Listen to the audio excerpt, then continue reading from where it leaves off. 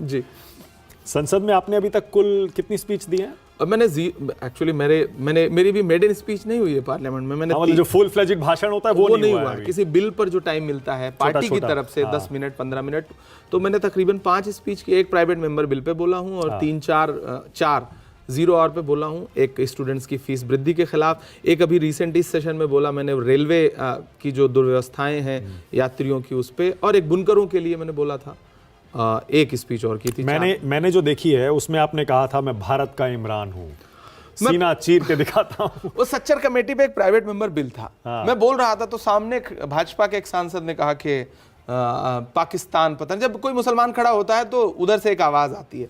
तो मेरी एक नज्म है, उसके 4 मिसरे हैं कि तूने नफरत का जो बाजार सजाया हुआ है, तू ये कहता है मुसलमान पराया हुआ है, आजा दिल चीर के दिखलाऊं वतन का नक्शा, मेरा भारत मेरी सांसों में समाया हुआ है, मैं भारत का इमरान हूँ। पाकिस्तान तुम्हारे लिए जिंदाबाद होगा, हमारे लिए भारत जिंदाबाद है, हिंदुस्तान जिंदाबाद। वो अकस्मात एक्सटेम्पो निकल जाता है आपसे, क्योंकि वो आपके अंतर्मन की भावना है, तो वो निकल गया। तो आपके साथ अक्सर होता है कि इस तरह की आपको पाकिस्तान, एंटी नेशनल, ये सब बीजेपी वाले कहते हैं? हमने भी देखा है बहुत सारे। सिर्फ बीजेपी नहीं, एक मना स्थिति पूरे समाज की ऐसी बनाई, एक नैरेटिव ऐसा बनाया गया, उसमें मीडिया का भी बड़ा रोल है, सोशल मीडिया का भी बड़ा रोल है, भाजपा का भी बड़ा रोल है, कि कोई मुसलमान है तो उसके नाम के साथ अभी जो भी संसद में हुआ, जो घुसपैठिए घुसे उन्होंने हमला किया, वो अगर मुसलमान होते तो उनके तार पता नहीं कहां से जुड़ते। उन्हें कोई प्रदर्शनकारी तो लिखता ही नहीं।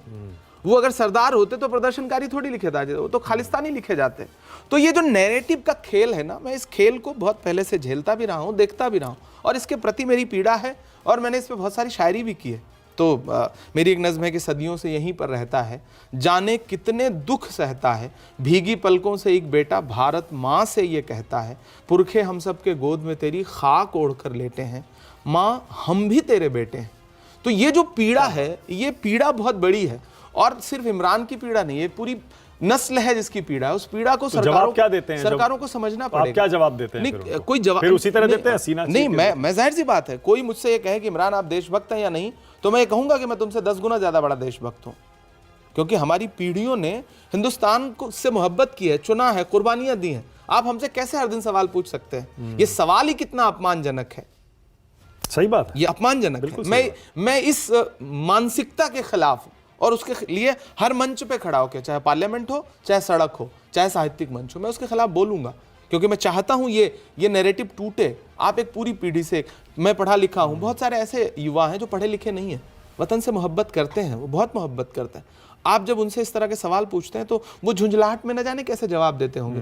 मुझे तो चलिए वाकपटुता है, तो मैं बहुत संभाल करके चीज़ों को बोलूँगा। हो सकता है उनके जवाब बड़े ख़राब होते हो, और आप उससे पूरी एक नस्ल को फ्रेम करते हो। वो सिलसिला ख़राब है, वो सिलसिला ख़त्म होना चाहिए।